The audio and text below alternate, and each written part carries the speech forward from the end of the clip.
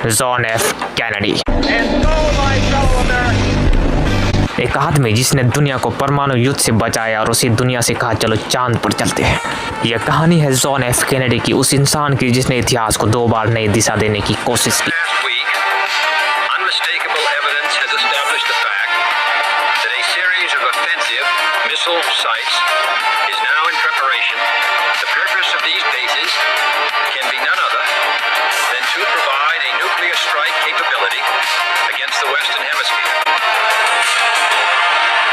John F Kennedy को समझने के लिए व्हाइट हाउस से शुरुआत नहीं करनी चाहिए, बल्कि इसकी शुरुआत होती है एक छोटे से लड़के से जो आयरिश प्रवासियों के परिवार में पैदा हुआ था। साल 1917 में अमेरिका में आयरिश समुदाय को अभी भी पूरी तरह स्वीकार नहीं किया गया था। नो आयरिश नीड अप्लाई जैसे बोर्ड आम बात थी, लेकिन JFK के पिता जोसेफ कैनेडी अपने बच्चों से कहा करते थे, कैनेडीज आर मींट टू लीड। बचपन से ही उनके घर में डिनर टेबल राजनीति का क्लासरूम थी, लेकिन किसी ने नहीं सोचा था कि परिवार का दूसरा बेटा जो लगातार बीमार रहता था वही एक दिन अमेरिका का सबसे शक्तिशाली व्यक्ति बनेगा। 1938 में हार्वर्ड का एक छात्र यूरोप की यात्रा पर निकला। वह बर्लिन गया, सोवियत संघ गया, मध्य पूर्व गया और उसने अपनी आंखों से एक टूटी हुई दुनिया देखी। जब वह लंदन पहुंचा तब तक एडोल्फ हिटलर यूरोप को युद्ध की ओर धकेल चुका था। यही से JFK की सोच बदल गई। उन्होंने समझ लिया कि दुनिया सिर्फ आदर्शों से नहीं बल्कि शक्ति संतुलन से चलती है। यही कारण था कि बाद में कोल्ड वॉर के दौरान उनकी नीतियां इतनी अलग दिखी। फिर आया दूसरा विश्व युद्ध। साल 1943 में पैसिफिक ओशियन की अंधेरी रात जापानी डिस्ट्रॉयर अमागिरी ने उनकी PT-109 नाव को बीच से चीर दिया।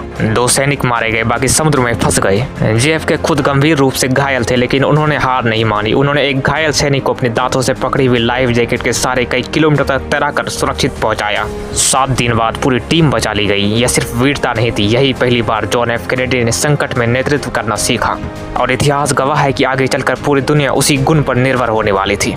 साल 1961 में 43 वर्ष की आयु में JFK अमेरिका के सबसे युवा निर्वाचित राष्ट्रपति बने, लेकिन उन्हें विरासत में मिला एक खतरनाक संसार। सोवियत संघ ने परमाणु हथियारों में तेजी से बढ़त बना ली थी। चीन कम्युनिस्ट हो चुका था, बर्लिन विभाजित था। क्यूबा में फिडेल कैस्ट्रो की क्रांति सफल हो चुकी थी और दुनिया को लगने लगा था कि अमेरिका धीरे धीरे कोल्ड वॉर हार रहा है। JFK ने शुरुआत में बड़ी गलती भी की। उन्होंने बे ऑफ पिग इन्वेजन को मंजूरी दी, जहाँ CIA समर्थित सैनिकों ने क्यूबा पर हमला किया। ऑपरेशन बुरी तरह विफल हो गया। दुनिया ने JFK को अनुभवहीन समझा, लेकिन इतिहास की विडंबना देखिए, यही असफलता उन्हें अधिक सावधान और परिपक्व नेता बना गई। फिर आया अक्टूबर 1962। अमेरिकी U-2 स्पाई प्लेन्स ने क्यूबा में सोवियत परमाणु मिसाइलें खोज निकाली। वॉशिंगटन में कई जनरल तत्काल हवाई हमला चाहते थे, लेकिन हमला होता तो सोवियत संघ तुर्की और यूरोप में जवाबी परमाणु हमला कर सकता था। अर्थात तीसरा विश्व युद्ध अपने मुहायने पर था। JFK ने सैन्य सलाहकारों की बात मानने से इनकार कर दिया। उन्होंने नेवल ब्लॉकेड का रास्ता चुना। 13 दिन तक पूरी दुनिया की सांसें रुक चुकी थी। स्कूलों में बच्चों को परमाणु हमले से बचने की ट्रेनिंग दी जा रही थी। लोग बंकर बना रहे थे। मानव इतिहास शायद कभी विनाश के इतना करीब नहीं पहुंचा। फिर सोवियत लीडर निकिता क्रुश्चेव पीछे हट गए। इतिहासकार आज भी मानते हैं जॉन एफ कैनेडी ने शायद मानव सभ्यता को उसके सबसे बड़े संकट से बचाया, लेकिन JFK सिर्फ संकट प्रबंधक नहीं थे। 1961 में उन्होंने घोषणा की, we choose to go to the moon. उस समय अमेरिका के पास चांद तक पहुंचने की तकनीक नहीं थी। यह ऐसा था जैसे कोई आज कहे कि अगले 10 वर्षों में इंसान मंगल पर शहर बसाएगा, लेकिन JFK समझते थे कि विज्ञान भी शक्ति का हथियार है। अपोलो प्रोग्राम केवल वैज्ञानिक परियोजना नहीं था, वो कोल्ड वॉर का मनोवैज्ञानिक युद्ध था।